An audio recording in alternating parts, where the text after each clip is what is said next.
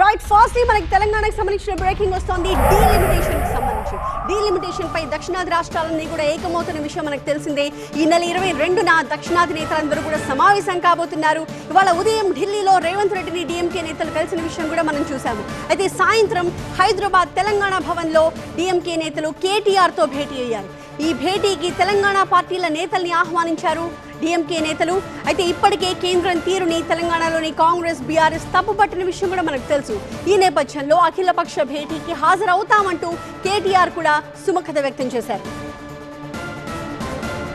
1970-80 దశకంలో ఏదైతే కుటుంబ నియంత్రణ భారత ప్రభుత్వం ఆనాడు దేశమందరికీ కూడా చెప్పిందో, మరి ఫ్యామిలీ ప్లానింగ్ని బాగా అమలు చేసిన దక్షిణాది రాష్ట్రాలు ఇవాళ జనాభాను నియంత్రించగలిగాయి.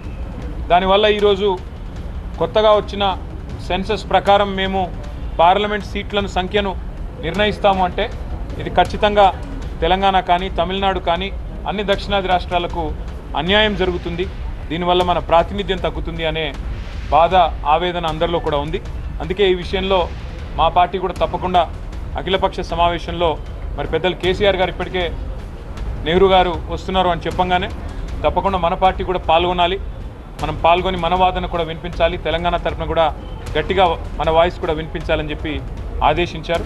మరి మా పార్టీ తరఫున ఎవరు వెళ్ళాలి అనేది తొందరలో నిర్ణయించి మరి 22 తారీఖు నాడు జరిగే సమావేశంలో పాల్గొంటాం.